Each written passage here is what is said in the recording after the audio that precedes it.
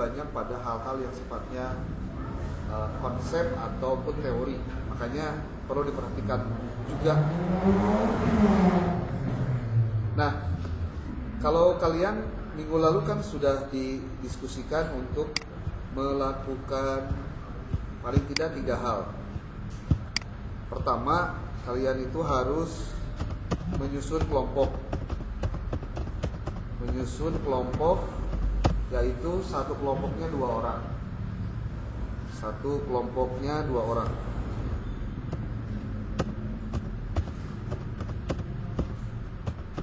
Dan yang kedua, menentukan kemana lokasi yang akan dijadikan sebagai tempat apa?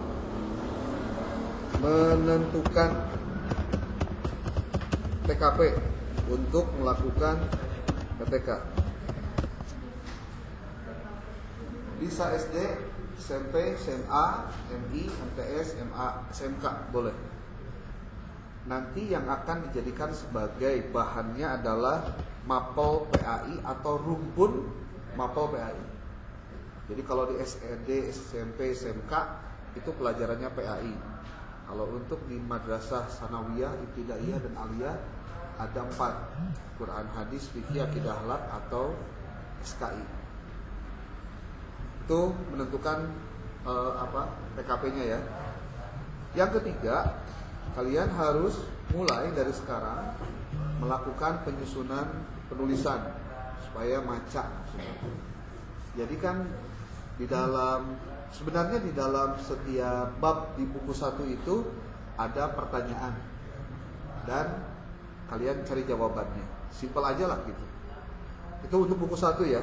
Jadi kalau buku 1, buku 01 itu tulis soal dan jawaban semua bab di kertas yang dulu pernah dipakai untuk di format Word khusus. Masih ada nggak filenya? Masih ya. Kalau nggak ada, nanti dikasih tahu lah. Kalau mau, nanti dikirim. Mau nggak? Mau. Wah, ini.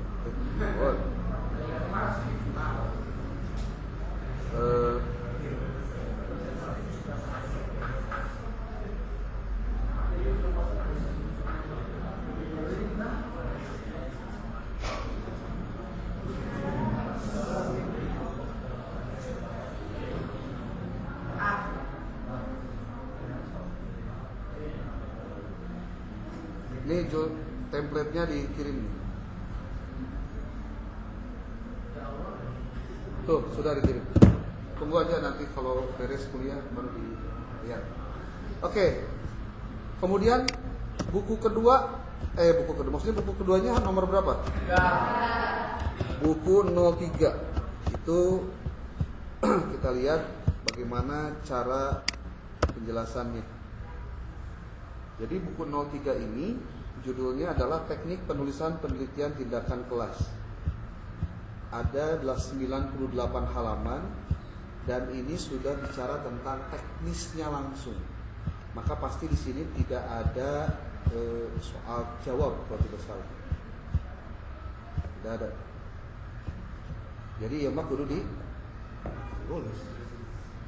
Kemana nulisnya? Ini nulis ya, tulis bahan. Kita akan lebih fokus dulu untuk buku 1 dibahas, dikaji. Karena intinya sih PTK mah bentuk buku apapun intinya sama.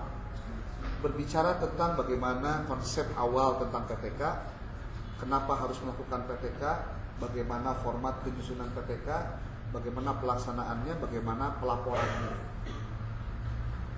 Kamu harus ingat bahwa output dari mata kuliah ini ada 2. Sorry, bukan 2, 3. 3-nya. Jadi keluaran atau output dari mata kuliah ini adalah pertama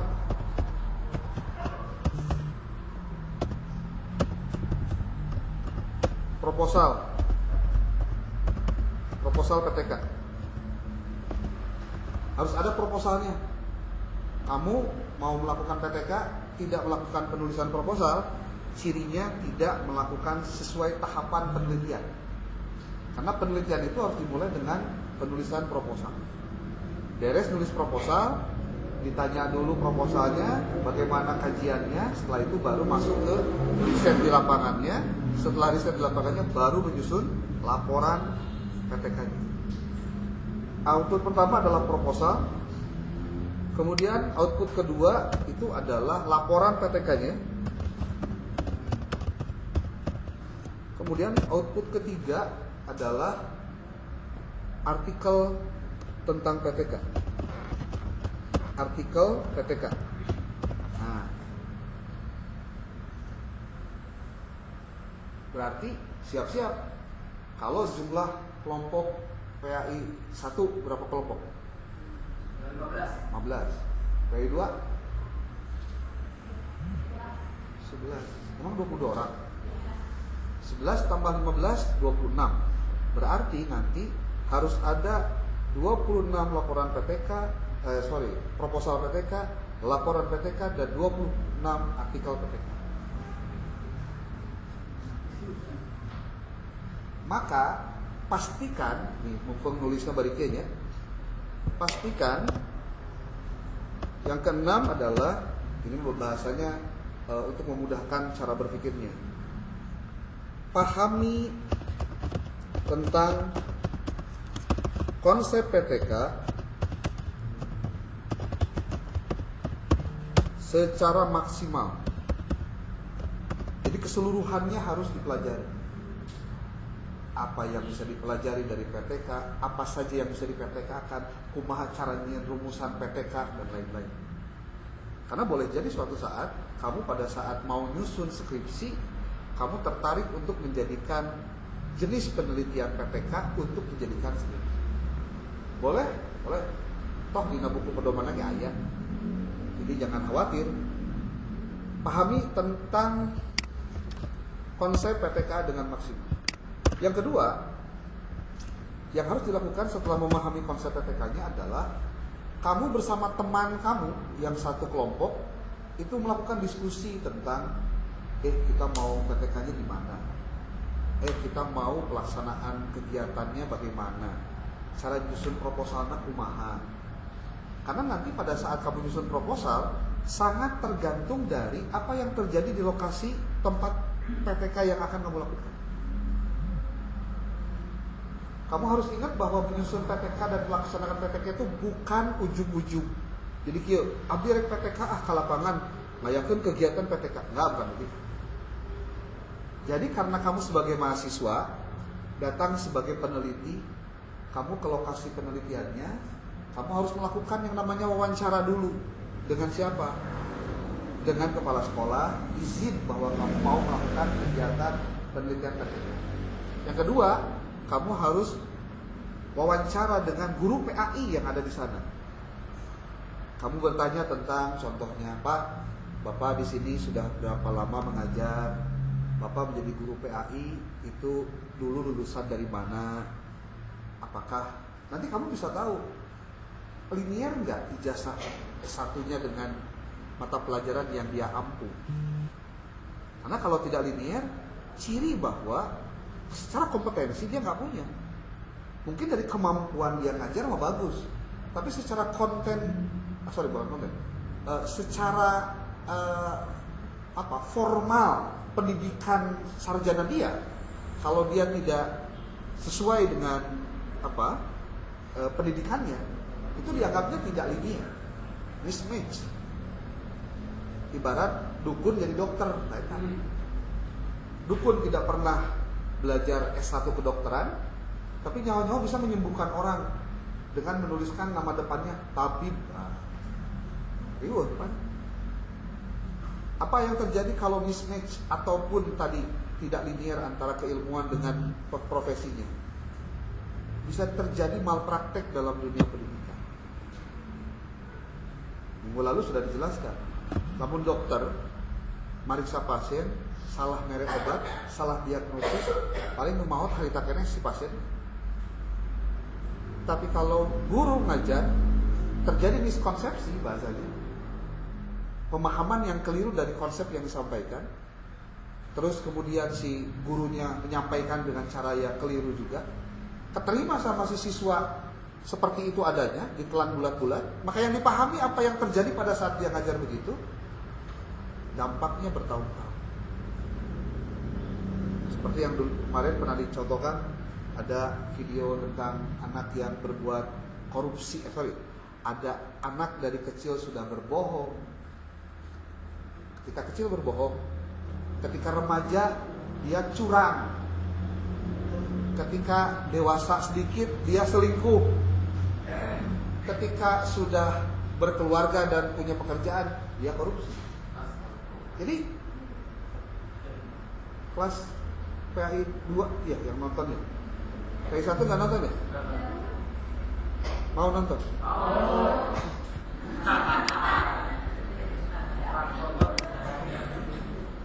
Dan ini terjadi. Ya yang PAI 2 anggap belum nonton. KPK korupsi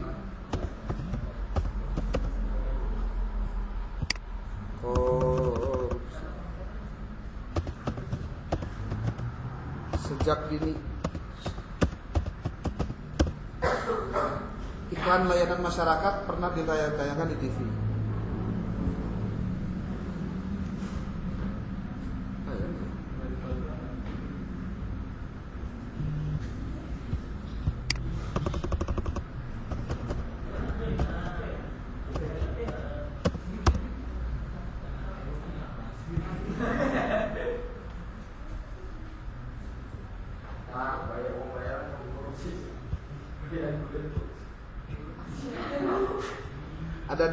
Ada banyak sebenarnya, tapi kita lihat yang baru lagi. Yang kemarin kan itu ya, sekarang yang baru lagi. Tapi jangan inilah mendingkan kemarin sih, man. Nah itu KPK bohong, curang, selingkuh, nyogok, korupsi kan.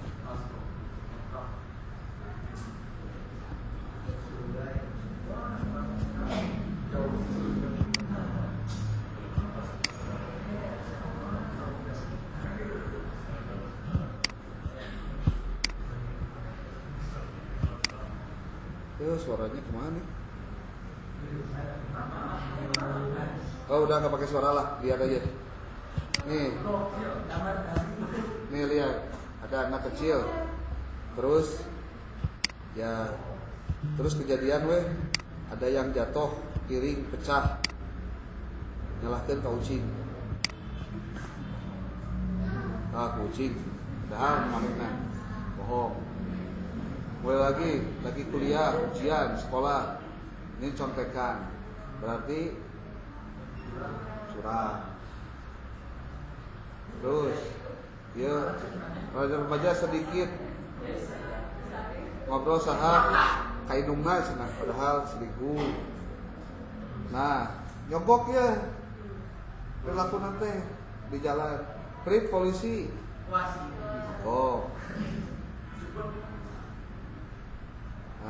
geus gede kieu sia-sia. Korupsi atau ya nyogok juga sama. Apa yang terjadi kemudian?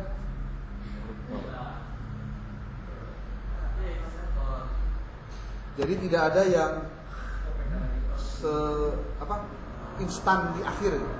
Pasti berproses dari bawah. Makanya jangan dibiasakan dan jangan memulai dengan cara-cara yang keliru. Oke. Minggu lalu kita membahas tentang apa saja yang harus disiapkan oleh kamu pada saat menyusun PPK, dengan kemudian juga menjelaskan apa jenis PPK. PPK itu ada beberapa jenis. Ada PPK jenis diagnostik, ada partisipan, ada eksperimental, ada empiris. Rata-rata yang dilakukan dalam proses PPK dalam PAI, kamu ngambilnya di bagian yang eksperimental, menerapkan berbagai teknik, strategi dan lain-lain untuk adanya perubahan. Baik perubahan itu satu, prestasi, hasil belajar, minat belajar, semangat belajar, itu kan bisa dipelajari. Nah, model PPK itu ada beberapa, di sini sebutkan ada 5 model PPK. ada model Kurt Lewin, ada model Chemist and McTaggart, ada John Elliott, ada Dave Ebbard dan Deborah Stone. Kita lihat satu-satu karena ini penting, ya. Karena di dalam metode penulisan artikel dan di dalam laporan PTK di bab 3-nya kamu harus membahas tentang metode penelitian. Metode penelitian yang digunakan adalah tindakan kelas. Jenis apa yang kamu pakai? Jadi salah satunya dari 5 tadi harus dipelajari dengan maksimal supaya nanti alurnya bisa kamu pelajari dengan benar. Lihat, Kurt Lewin menggambarkan penelitian tindakan sebagai sebuah proses spiral. Tahu spiral tuh? Bulat gitu kan? Nanti kalau kamu ada yang pakai kabena spiral, gitu. Bahasa ini kewe kawinnya tulis kawin. Penelitian tindakan kelas dalam satu siklus terdiri dari 4 langkah. Ingat, kalau dalam penelitian dalam PTK itu kan ada istilah siklus. Siklus itu dari mulai permulaan perencanaan, aksi, observasi, refleksi. Ketika balik lagi ke perencanaan, itu berarti sudah melakukan satu siklus.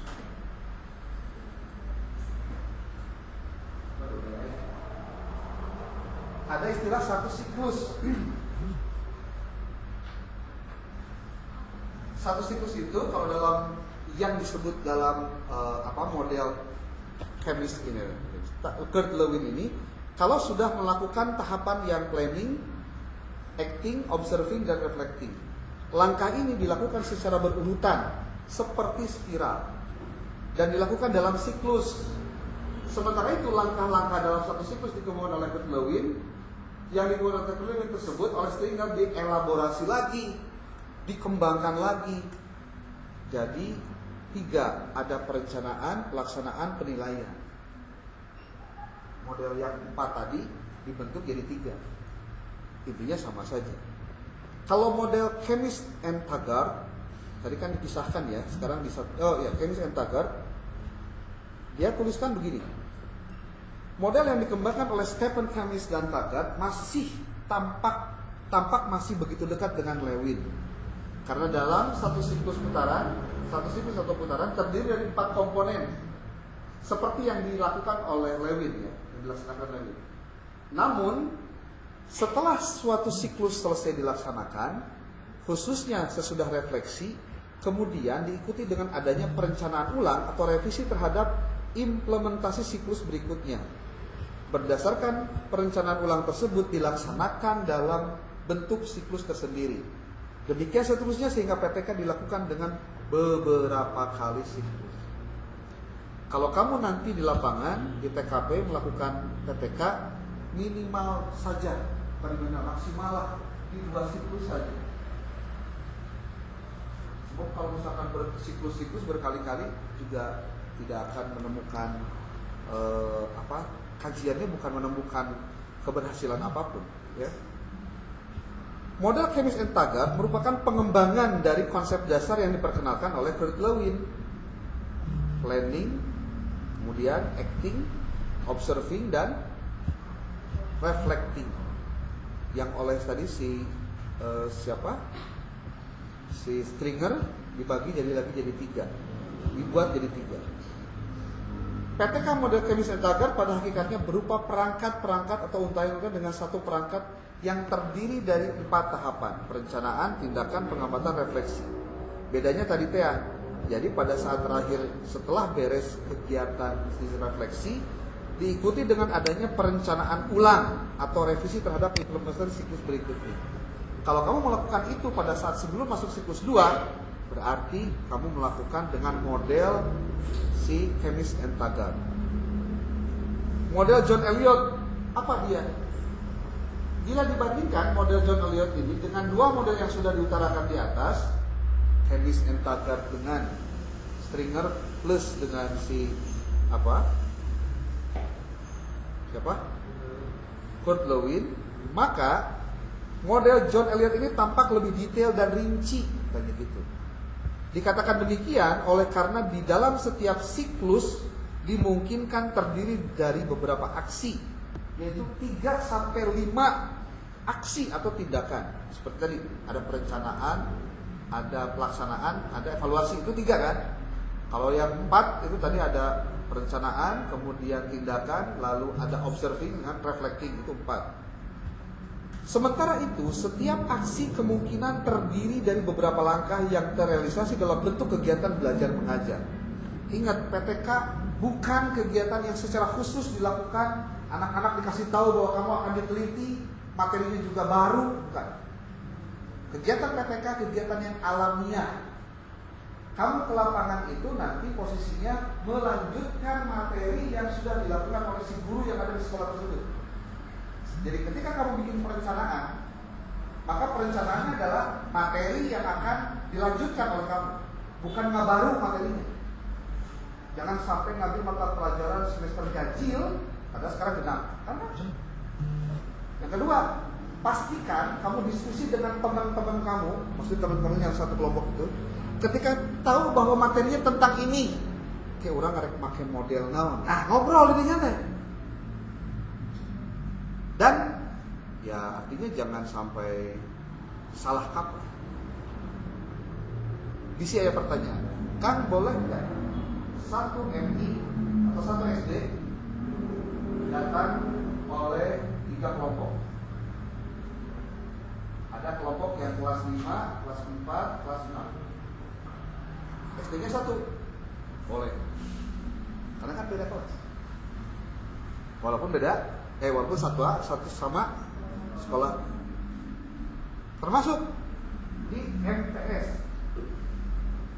Ada kelas 7, ada kelas 8, ada kelas 9. Biasanya sekolah atau madrasah yang SMA jarang atau yang kelas SD juga jarang memberikan kelas atas yang mau ujian untuk dipakai tempat praktik karena bisa mengganggu, sedang ada pemadatan, sedang ada pemberian materi khusus.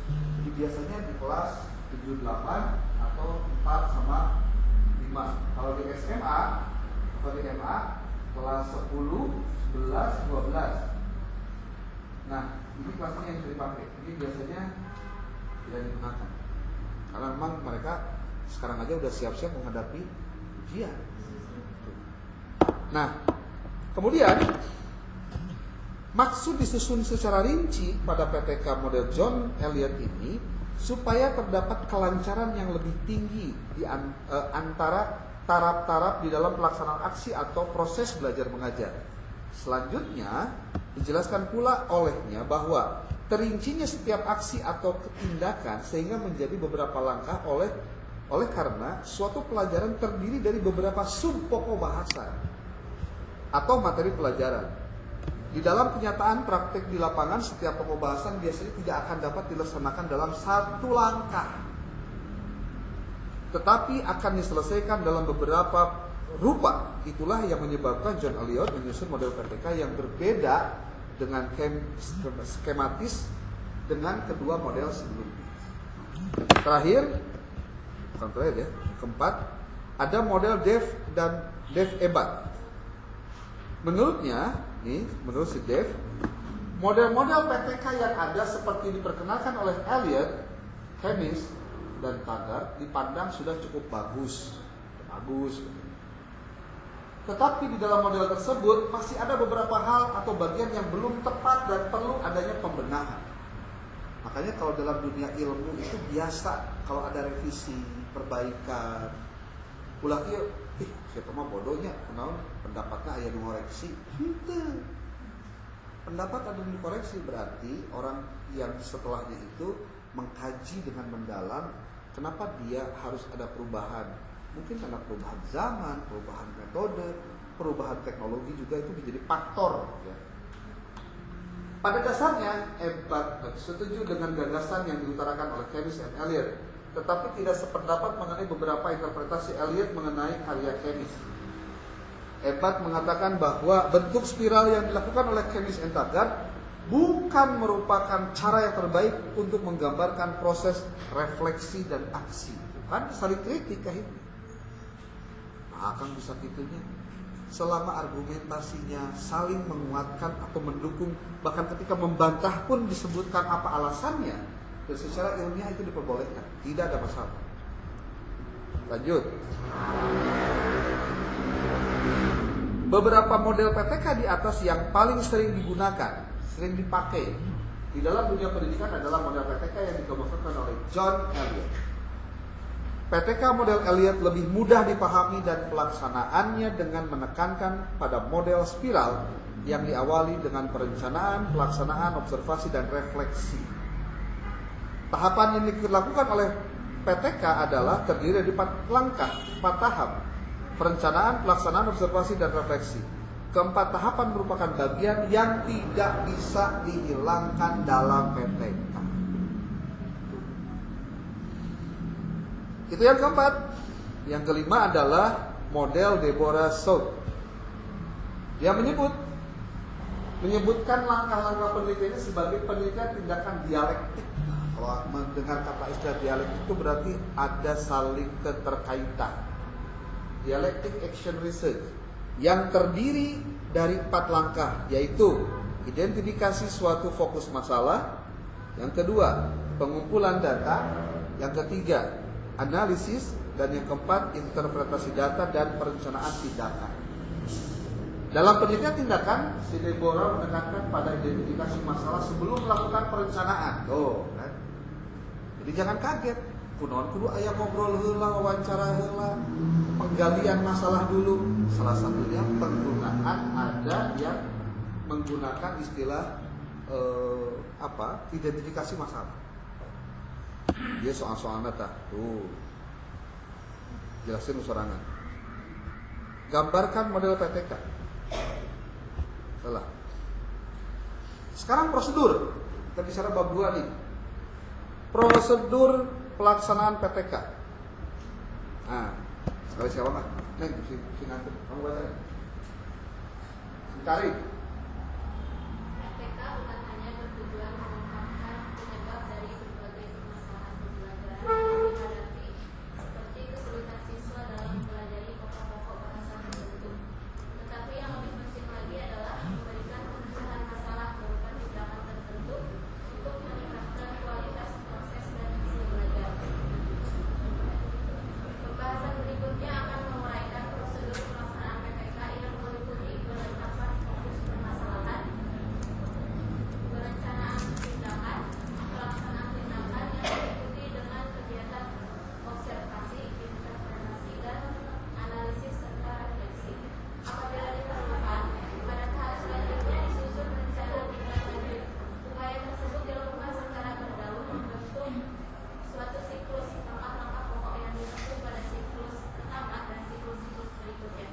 Sesudah menetapkan pokok permasalahan secara mantap, langkah berikutnya adalah 1. Perencanaan tindakan, 2. Pelaksanaan tindakan, 3. Pengumpulan data, pengamatan atau observasi, 4. Refleksi, analisis, dan interpretasi. Dah. Yuk. Ya. Tarik.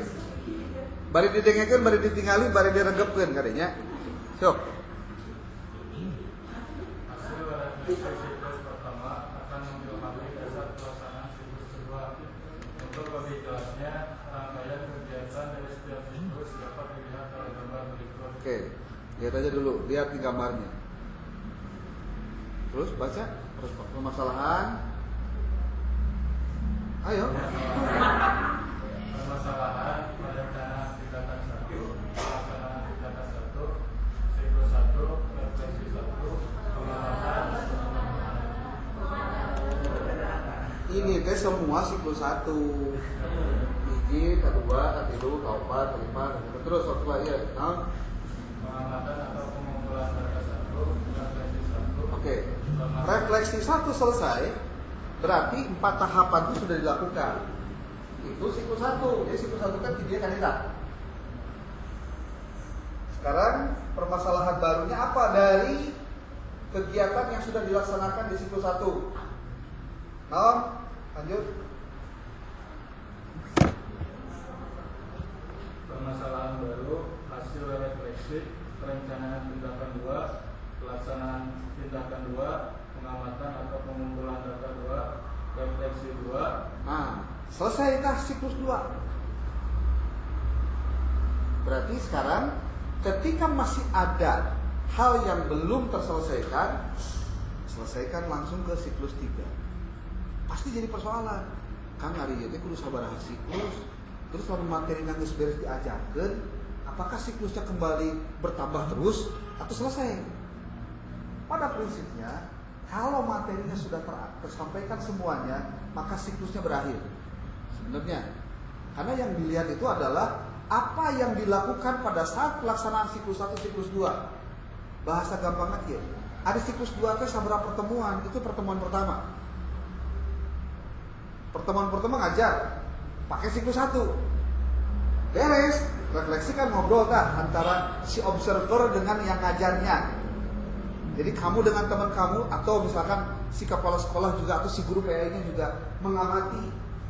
Dia menjadi relawan untuk melihat apa yang kamu lakukan. Karena biasanya kalau di sekolah yang kamu datangi, si guru PAI-nya nggak mau jadi guru model, si penyamuan bencana. Makanya kamu latihan, kan PPL kan? Memperbincangan PPL diajarin dulu ya PPL. Karena kalau kamu nanti mau pada saat kamu PPL pun, kamu sebetulnya bisa lakukan model begini dalam pelaksanaan pembelajaran supaya tahu apa yang kamu lakukan ketika ngajar. Kalau ada salahnya, ada yang ingetin. Kalau ada bahan dari materi yang secara terstruktur ada yang kelewat, kamu bisa diingetin. Jadi inti nama memperbaiki apa yang sudah dilakukan. Lanjut. Setelah permasalahan ditetapkan, pelaksanaan PDK dimulai dengan siklus pertama yang terdiri atas 4 tahap kegiatan. Hasil refleksi siklus pertama akan dapat diketahui keberhasilan atau hambatan dalam hasil tindakan. Peneliti kemudian mengidentifikasi permasalahannya untuk menentukan rancangan siklus berikutnya. Oke, terus? Kegiatan yang dilakukan dalam siklus kedua mempunyai berbagai tambahan perbaikan diri. Tindakan sebelumnya yang ditunjukkan untuk mengatasi berbagai hambatan atau kesulitan yang ditemukan dalam siklus sebelumnya. Dengan menyusun rancangan untuk siklus kedua, peneliti dapat melanjutkan dengan tahap kegiatan-kegiatan seperti yang terjadi dalam siklus pertama. Jika sudah selesai dengan siklus kedua dan peneliti belum merasa puas, dapat dilanjutkan pada siklus ketiga yang tahapannya sama dengan siklus terdahulu. Tidak ada ketentuan tentang berapa siklus harus dilakukan. Namun setiap penelitian minimal 2 siklus dan setiap siklus minimal 3 pertemuan. Ini lebih parah deh. Setiap siklus minimal 3 kali pertemuan. Kalau saya sih maksimalnya 2 pertemuan lah satu siklus. Jadi lamun ayeuna kamu ke lapangan, enak bulan apa? Februari ya. Nah, tanggal 10 kan sekarang. Lakukan yang tadi disebutkan. Berarti kan kita sudah 2 minggu nih. Kamu harus sudah siap-siap ke lapangan itu di minggu tanggal 17. Poe Senin teh kamu pas ketemu jeung akang poe Senin kudu geus laporan. Jadi gimana laporan? Kelompok ini mana? Sekolahnya ke mana? Naon wae gawena? Terus naon? Mana buktina kamu ke sana? Mana rekamanna? Mana fotona? Terus ya gitu kan. Berarti kapan kamu ke lapangannya? Minggu sekarang bisa nggak? Bisa. Jadi kamu belum ngapa-ngapain ya? Ingat, yang kamu lakukan ke lokasi penelitian pertama ngasihin surat permohonan izin riset. Itu biasa. Terus yang kedua, ketemu dengan kepala sekolahnya, utarakan maksud dan tujuan kamu ngapain.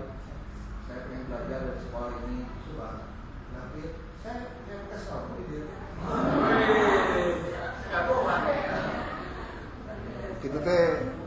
Itu teh PBS. Nyawa tuh PBS. Dibangun. Ya. Harus ada keberanian untuk datang ke sekolah. Ya, mau tidak mau. Dan kamu tinggal ngomong aja. Abdi di SD Almasturiah ayat tugas mata kuliah penelitian tindakan kelas. Saya ditugaskan untuk belajar dari para guru yang ada di sini. Wah, merendah untuk mempraktikkan tentang konsep dan teori penelitian tindakan kelas. Oh, bagus tuh dia. Betul. Sampai biasanya ayam besar gitu. Sih gitu ya. Mau kelas berapa? Ya kelasnya kelas 4, 5. Kamu kalau disuruh kelas 3 itu bermasalah. Memang mereka kerja di kelas 3 kalau di MI ya. Awal di Sarawiyah Alia ambilnya kelas 10, 11. Nah, terus apa yang akan dilakukan oleh anak? Mama, saya menyampaikan surat dulu. Oh ya, terima kasih. Kan namun ayah dokumentasi ini gimana? Ya sebaiknya tetap prosedurnya pakai surat. Di ayah minta kakak Iqbal atau kapan hasil terserah. Kemarin orang-orang PHI 6, PP 63 banyak yang ngeluh karena katanya di PO-nya lagi sibuk mau akreditasi inilah itulah saya nggak tahu. Pokoknya ada yang nyamuk surat dulu aja.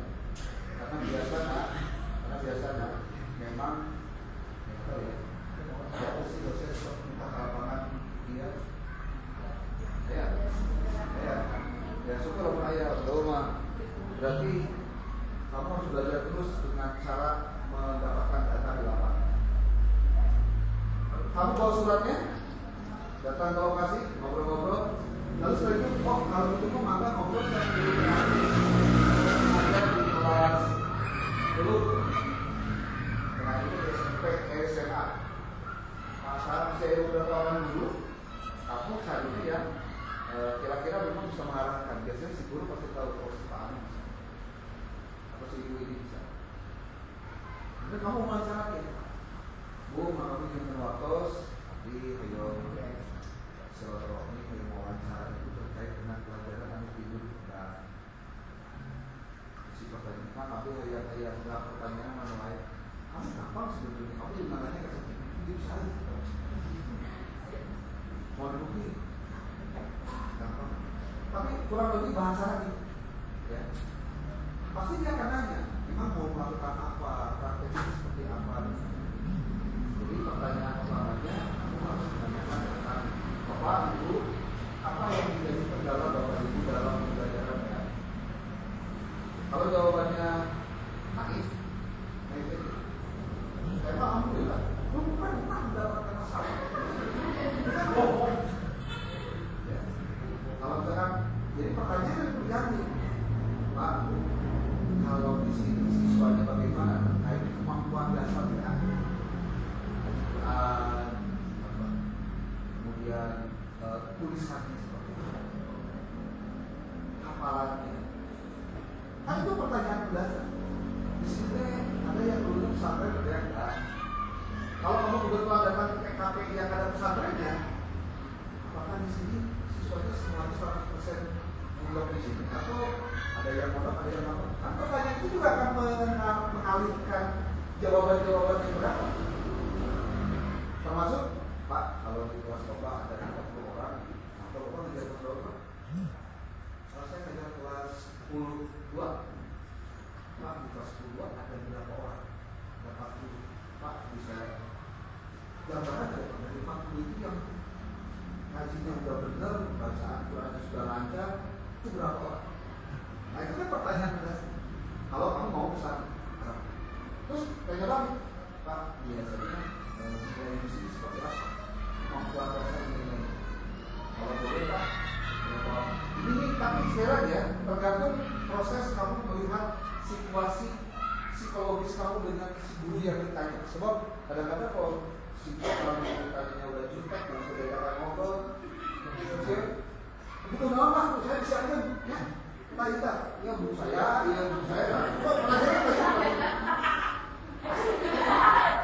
ngomong ini orang belum capek. Ya aku bikin salah, berarti kamu benar kreatif.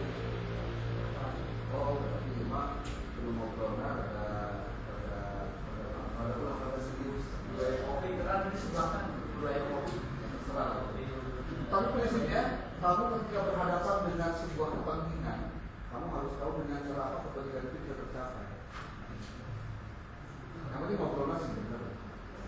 harus persuasif. Dari mulai besok ya, Selasa besok. Jadi hari Jumat, hari apa?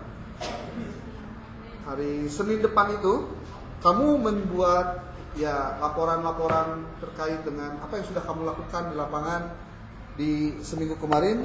Kira-kira kamu akan pindah lokasi karena mendapatkan TKP yang tidak sesuaikah atau seperti apa? Karena semua itu adalah bentuk dari tahapan melakukan PTK. Oke. Nah, ini. Penetapan fokus permasalahan. Dari mana tahu kamu ada fokus masalah di lokasi penelitian? Pasti ketika kamu melakukan wawancara, sebut saja yang kamu lakukan di awal itu adalah prasiklus, dari sebenarnya prasiklus, dan itu adalah kalau dalam riset namanya studi pendahuluan. Untuk supaya kamu bisa menangkap saya ngajar tentang naon, menggunakan model apa, dalam rangka tujuannya untuk apa, itu hanya bisa didapatkan manakala kamu melakukan wawancara. Setelah beres wawancaranya, apa observasi ke kelas yang nanti akan dijadikan sebagai tempat kamu melakukan PTK. Lihat kelasnya, lihat ruangannya, lihat murid-muridnya. Mau kenalan dulu gimana? Ngobrol aja, bikin cair suasana. Biar nanti kalau kamu melakukan mengajar pada materi yang melanjutkan pelajaran si guru PAI tadi, kamu bukan orang yang dianggap orang asing. Karena sebetulnya kamu udah ketemu. Gimana kabarnya? Baik, kenalin nama saya Anu ini dan saya sedang belajar di sini. Cuma di sini yang pesantren, ya, tapi siapa? Terlalu belum. Ngobrol lah, kira-kira bikin suasananya saya dulu. Ya. Contoh. Ya. Oke. Tuh lihat. Tuh kita lanjut deh. Menetapkan fokus permasalahan. Siapa? Yuk. Nah. Baik. Ya.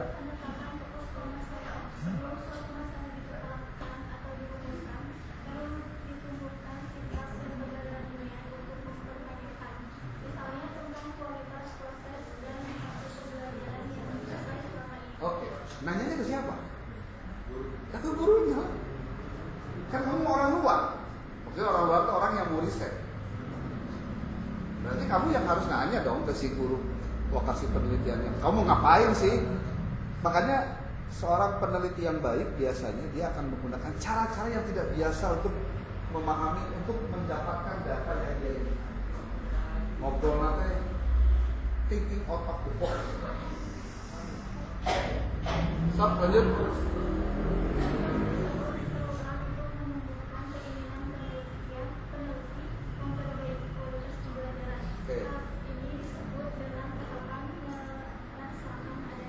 Ya, kamu harus merasakan dulu ada nggak masalahnya. Gitu. Lanjut.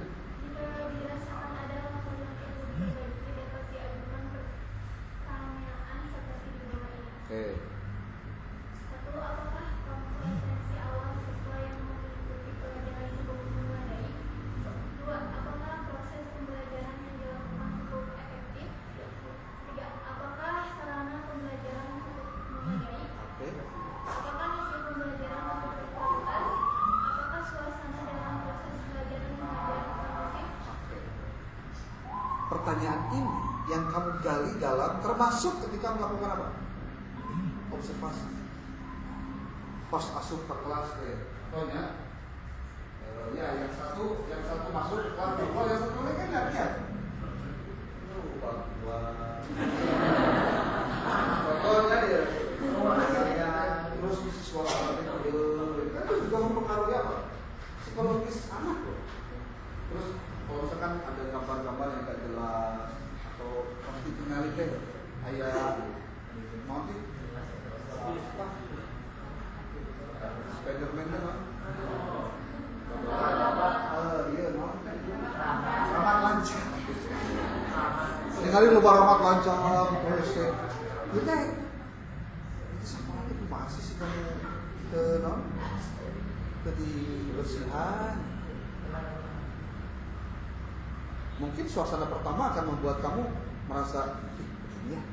Tapi ya sudah, berarti kamu sedang berhadapan dengan kelas yang penuh dengan hal-hal yang menjadi penghambat dalam pembelajaran. Makanya nanti kita lihat model apa yang kira-kira bagus untuk membuat suasana jadi berubah. Next, kasih. Secara umum karakteristik suatu masalah yang layak diangkat untuk ketika adalah sebagai berikut. Pertama, masalah itu menunjukkan suatu kesenjangan antara teori dan fakta empirik yang dirasakan dalam proses pembelajaran. Oke, fakta empirik itu adalah fakta yang sifatnya terukur, dirasakan ada dan dialami. Dua, Masalah tersebut memungkinkan untuk dicari dan diidentifikasi faktor-faktor penyebabnya. Faktor-faktor tersebut menjadi dasar untuk menemukan alternatif oke. solusi. Terus, Masalah tersebut sangat menyesalkan dan mendesak untuk segera diatasi. Keempat, adanya kemungkinan untuk dicarikan alternatif solusi Oke. bagi masalah tersebut melalui tindakan nyata yang dapat dilakukan oleh anggota sendiri. Sampai di sini ada yang pertanyakan. Disebut masalah dalam penelitian KTK jika salah satu dari 4 ini ada. Itu sudah jelas. Adanya kesenjangan antara teori dengan praktik. Cek teorinya, budak teh kudu belajar teh pakai media yang enak, seperti punya buku pelajarannya, buku paketnya lah. Dan sekolah negeri harusnya punya dong buku paket karena ada dana bos gede. Pas ternyata asup ke kelas, contoh SMP-nya SMP negeri nih, ternyata sekolah nanti tuh bagian buku paket, buku pelajaran nggak ada. Terus ditanya siswa, gurunya ngasih buku atau enggak? Enggak. Nah kan kesenjangan. Berarti kamu bisa jadikan solusinya apa? Oh berarti kudu aya alternatif media yang lain bisa menggantikan buku pelajaran sebagai nanti solusi dalam menentukan judulnya risetnya apa. Lanjut lagi, itu kan baru satu ya, dan masih banyak yang lain yang bisa jadi diangkat. Next, Damar. Yang juga ada masalah yang dipilih untuk diangkat sebagai masalah KTK adalah Ya. yang memiliki nilai yang bukan Sesat. Memang bacaannya sih sesat ya? Sesat gitu aja, sesaat. Terus, tetapi memiliki nilai strategis bagi keberhasilan pembelajaran lebih lanjut dan memungkinkan perolehan modal tindakan efektif yang dapat dipergunakan untuk memecahkan masalah tersebut. Pertanyaan yang dapat diajukan untuk menguji kelayakan bermasalah ini adalah lain sebagai nah ini nih pertanyaan ini juga disampaikan apa? Nomor 1, apakah masalah yang dirasakan secara jelas teridentifikasi dan terformulasikan dengan benar? Nomor 2, apakah ada masalah lain yang terkait dengan masalah yang akan dipecahkan? Nomor 3, adakah hasil penelitian pendukung dari masalah yang akan dipecahkan? Oke, terus? Nomor 4, apakah ada bukti empirik yang memperlihatkan nilai guna untuk perbaikan praktik pembelajaran jika masalah tersebut dipecahkan? Oke. Caranya gimana dong kalau misalkan kita pengen tahu bahwa masalah ini layak untuk dijadikan sebagai bagian dari penelitian kita di lokasi penelitian. Ini ada apanya nih? Ada formulasi. Nanti saya bantu memformulasikannya dengan mudah. Tapi pertanyaannya lihat dulu ini. Apakah masalah yang dirasakan secara jelas teridentifikasinya? Contoh, kan nanti ada yang disebut dengan identifikasi masalah. Identifikasi masalah itu bentuknya dalam bentuk pointer-pointer ya. 1, 2, 3, 4. Ini yang kamu kalau belajar kemarin waktu nulis proposal skripsi, itu kan ada identifikasi masalah. Dan itu identifikasi masalah itu biasanya dalam bentuk pointer. Masalah apa saja yang ada di dalam latar belakang yang kemudian kamu tuliskan di dalam rumusannya menjadi pointer-pointer. Kalau belum ngerti, belum paham, nanti berlanjut. Apakah ada masalah lain yang terkait dengan masalah yang akan dipecahkan? Ayatnya masalah, ternyata masalah tidak hanya satu. Berarti kamu akan memilih masalah yang boleh jadi menarik karena banyak. Contoh kasus begini, di tempat kelas tadi kelas 10 lah di MA, enak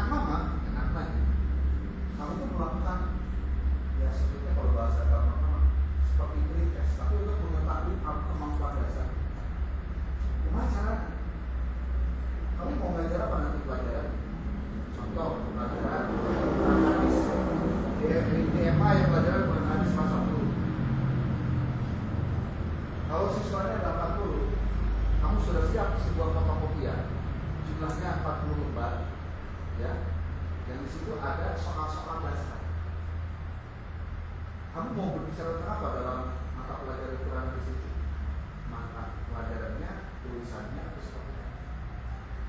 Namun yang gampang diterima, kalau kertas sampah bertujuan kan dijadikan ya. Soalnya juga yang terbatas saja. Contoh, tuliskan surat Al-Fatihah secara lengkap. Kadang-kadang salah di sini.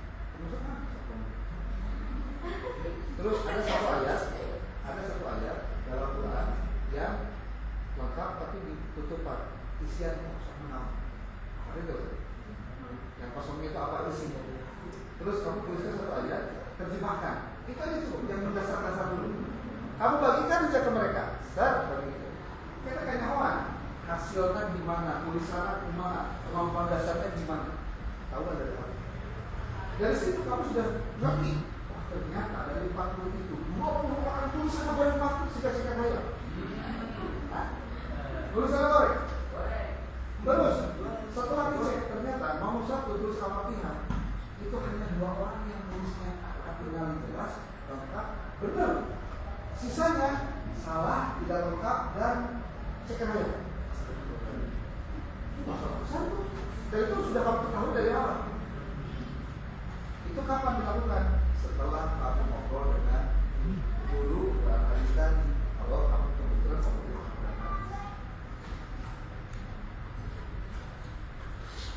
Adakah hasil penelitian pendukung dari masalah yang akan dipecahkan? Nontonnya di mana? Cari di Google Scholar. Contoh tadi tentang PTK, peta pelajaran Quran hadis ya. Nih lihat baik-baik. Masuk ke Google Scholar, ya paling mudah nih Google Scholar aja deh yang berbahasa Indonesia. Lebih dari bahasa Indonesia general si olah. Nih, masuk ke Google Scholar. Tulis oleh kamu PTK Al-Quran hadis di MA kelas 10. Ayat tuh tuh lihat. Aktivitas hasil model. Oh, yang atas yang dibaca itu Space PI. Tapi lihat yang ini. Aktivitas dan hasil belajar Al-Quran hadis dengan menggunakan model pembelajaran kooperatif tipe think pair share di kelas 10. Sudah ada riset. Ternyata untuk materi Quran hadis, tapi kan kita belum tahu materinya apa, ya. Materinya apa? Di sini ada tinggal dibuka saja materinya kalau mau lihat ada. Artinya ketika bicara Quran hadis bahwa ada masalah, sudah ada beberapa orang yang melakukan riset tentang Al-Quran hadis kelas 10 dengan menggunakan berbagai macam pendekatan. Yang pertama nih, lihat, dia gunakan model pembelajaran kooperatif tipe think pair share. Oh, itu satu. Yang kedua, peningkatan hasil belajar peserta didik pada elemen Al-Quran hadis melalui model pembelajaran PBL. Tuh, PBL jadikan sebagai metode dalam peningkatan hasil belajarnya. Ada juga nih aspek pemahaman mata pelajaran Al-Quran hadis dengan metode debat dalam berdiskusi. PTK kelas 10 Sains Ganjil MA, tapi pelajaran tentang Quran hadis. Tuh, pakai debat. Tapi kan kita belum tahu nih mata pelajaran Quran hadisnya materinya apa kan? Di semester berapa dia? Harus dibuka dong filenya. Itu. Penerapan metode kerja kelompok untuk meningkatkan keaktifan belajar siswa. Ini masalahnya bukan nilai, tapi keaktifan siswa. Bagaimana cara peningkatannya?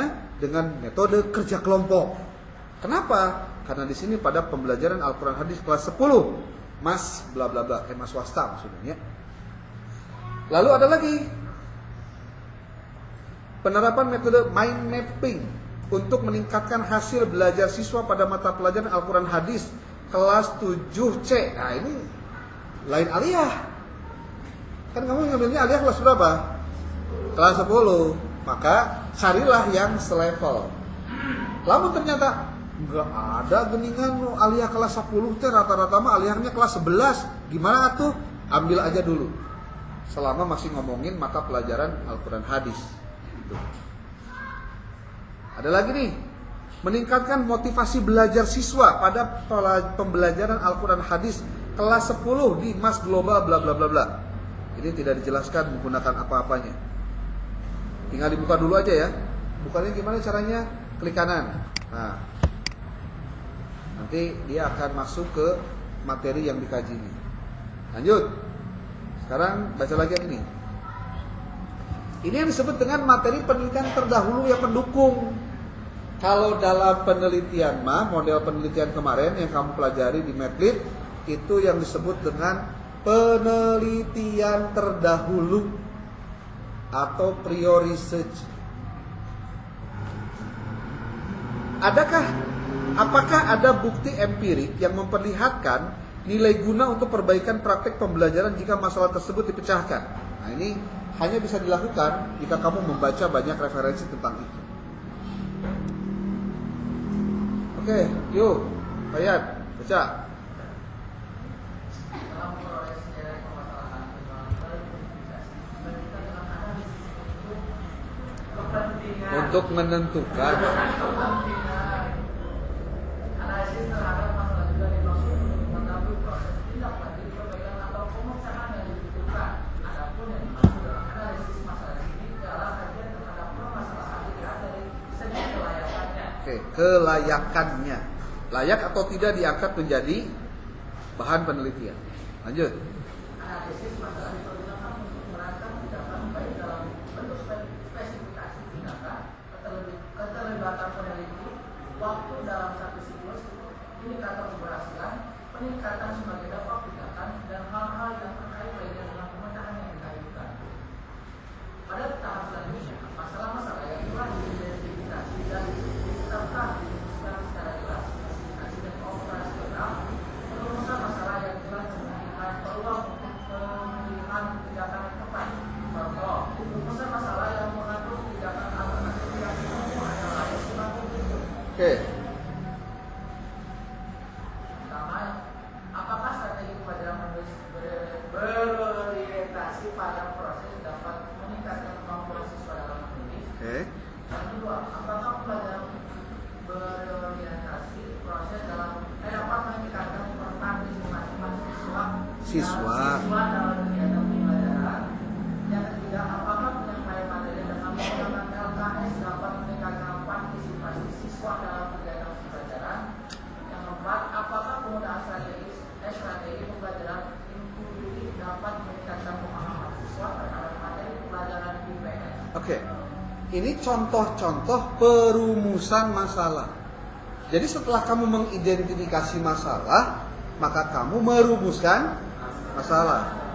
Kang merumuskan masalahnya sabaraha hiji, cukup satu saja heula.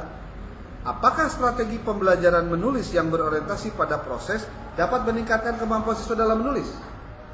Atau gini, ketika kamu melihat bahwa dan kamu merasakan, kamu juga membagikan alat tes dan kamu menguji, ternyata kemampuan dasar menulis ayat Al-Quran atau tulisan Arab siswa itu kurang. Berarti kan kamu harus mencari solusi. Gimana cara agar si anak itu nulisnya bagus? Strategi apa yang dipakai? Ya, salah satu yang muncul ini. Kalau misalkan nih strateginya pembelajaran menulis yang berorientasi pada proses itu, kira-kira bisa nggak ya meningkatkan kemampuan siswa dalam menulis? Oh. Jadi setelah mengidentifikasi masalah harus merumuskan masalah. Beres merumuskan masalah, ini apa yang kedua? Rencanakan tim, ya. Kamu depan, sok, cak. Setelah masalah dirumuskan secara operasional, perlu dirumuskan alternatif tindakan yang akan diambil. Perlu diambil alternatif tindakan. Apa saja? Terus? Alternatif tindakan yang dapat diambil dapat dirumuskan ke dalam bentuk hipotesis tindakan. Hipotesis tindakan, tolong bisa-bisa. Hipotesis Berikan diri. Alternatif Alternatif. tindakan yang dapat diambil dapat dirumuskan ke dalam bentuk hipotesis tindakan. Oke. Dalam arti dugaan mengenai perubahan yang akan terjadi jika suatu tindakan dilakukan. Ada yang disebut dengan hipotesis tindakan. Inilah sebetulnya yang membedakan antara penelitian tindakan kelas dengan penelitian-penelitian yang lain, mau kuantitatif atau kualitatif. Ingat ya, penelitian kuantitatif itu ada hipotesisnya. Oh, kalau gitu berarti PTK termasuk kategori kuantitatif dong? Ya, kuantitatif. Lanjut. Secara rinci, tahapan perencanaan tindakan terdiri atas kegiatan-kegiatan sebagai berikut. 1. Menetapkan cara yang akan dilakukan untuk menemukan jawaban berupa rumusan masalah. Kemudian dimulai dengan menetapkan berbagai alternatif tindakan pemecahan masalah. Kemudian dipilih tindakan yang paling menjanjikan hasil terbaik dan yang dapat dilakukan terus. Oke, lanjut. 2. Menentukan cara yang tepat untuk memperbaiki proses pembelajaran dengan menjalankan indikator-indikator keberhasilan. Oke. Bedanya lagi PTK dengan yang lain. Tadi ada hipotesis tindakan. Nuka 2 ada indikator keberhasilan. Tuh, bedanya gitu. Dadina penelitian kualitatif dan kuantitatif mah tidak ada yang disebut dengan indikator keberhasilan. Lanjut, 3. 3. Membuat secara rinci rancangan tindakan yang akan dilaksanakan mencakup A. Bagian isi mata pelajaran dan bahan belajarnya. B. Merancang strategi dan langkah pembelajaran sesuai dengan tindakan yang dipilih. C. Menetapkan indikator pencapaian dan menyusun instrumen pengumpul data yang sesuai. Oke. Kamu bisa tanyakan ini ke ChatGPT ngobrolnya kumaha. Bisa. Paling bisa ngejawab lah. Lalu C. Pelaksanaan tindakan. Nanti. Yo. Yo. Ah. Pada tahapan ini rancangan strategi dan menjawab pembelajaran yang terdiri dari kegiatan awal, dengan menuntut diterapkan. Hal itu harus dilaksanakan secara benar tampak berlaku wajar. Jadi tidak seperti hanya rek ngayakun tindakan penelitian teh, berarti budaknya kudu tegang gitu. Jangan. Alamiah aja. Next.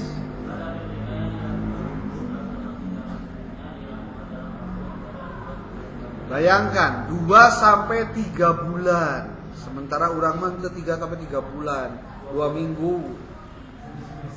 2 minggu. Next.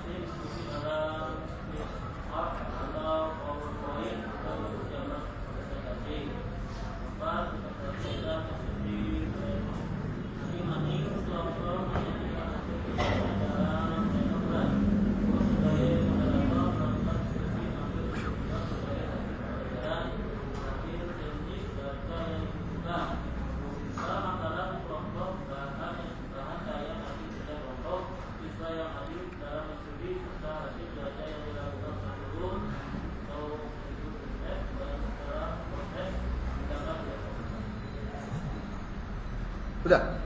Oke. Itu naon tah? Naon bieu teh? Naon bieu teh? Bagian C naon tah bieu? Hah? Oke.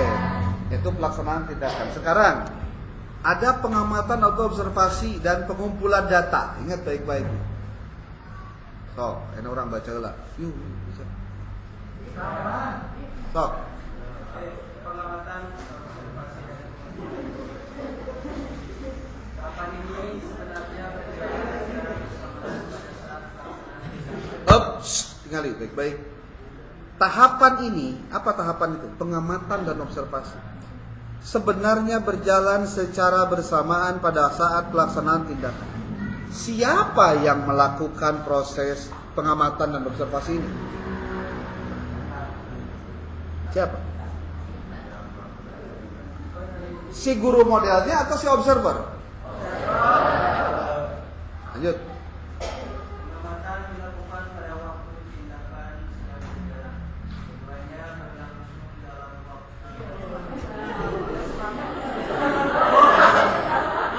Sing tarik atuh. Nges nyeblak kan? Lakukan pengamatan dan pencatat semua hal yang dilakukan dan selama pelaksanaan. Tindakan pengukuran data ini dilakukan dengan menggunakan format presentasi atau penilaian. Oke, berarti kamu juga pada saat mengajar itu harus sudah siap yang namanya format observasi. Kumaha observasi formatna aya di handap. Tungguan lah, tungguan. Can beres, can dititah tokan aja sih. Termasuk juga pengamatan secara cermat pelaksanaan skenario tindakan dari waktu ke waktu dan dampaknya terhadap proses dan hasil belajar siswa. Data yang dikumpulkan dapat berupa data kualitatif. Oke, data kuantitatif itu berupa apa saja? Satu, presensi.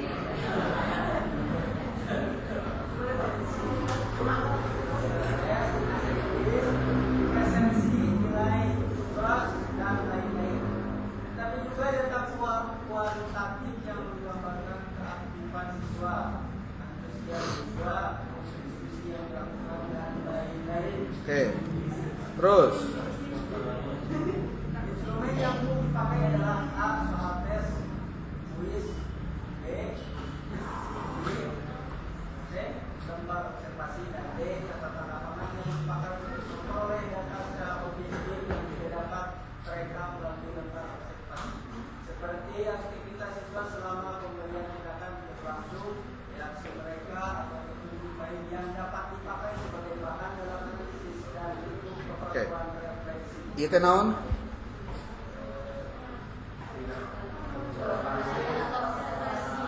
Hah? Pohoan. Tah. Nah. Udah. Berarti yang awal apa? Yang pertama? Hah? Identifikasi masalah. Yang kedua? Bisa masalah. Tiga. Empat.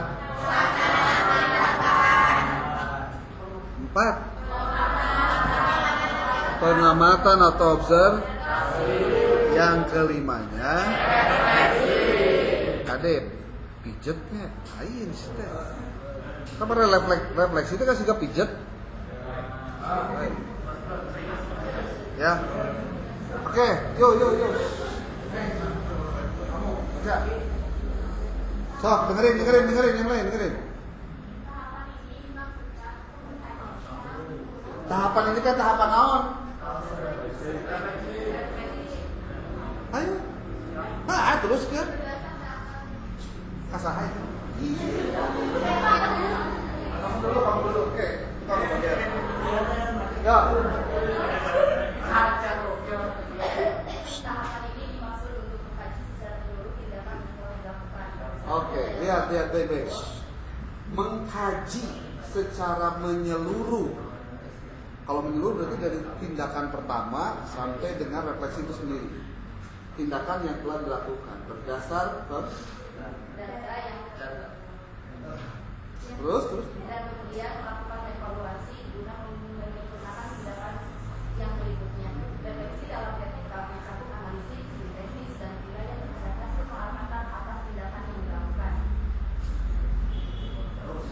Terus Jika terdapat masalah dan proses refleksi, maka dilakukan proses pengkajian ulang melalui siklus berikutnya yang meliputi kegiatan perencanaan ulang yang meliputi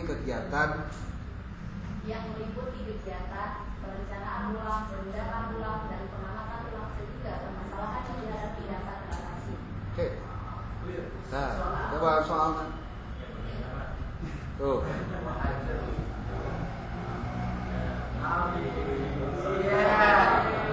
Merancang PT. Nah, ini kan sudah maju lagi ya ke materi yang lain. Bagaimana cara-cara untuk melaksanakan PTK? Ada bahasanya di sini.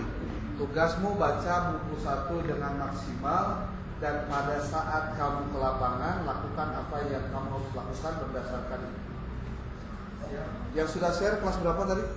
Pas 61 apa 62? 62 udah? Share itu? Share kelompoknya? Sok share dong. Tadi ya, kamu pelajari nanti di rumah bab 3 tentang merancang PTK itu kayak gimana. Baca lalaunan, baca baik-baik. Nanti akan saya kirimkan pertama format penulisan proposal, format penulisan laporan, dan bagaimana format penulisan artikel untuk PTK. Oke, ada pertanyaan?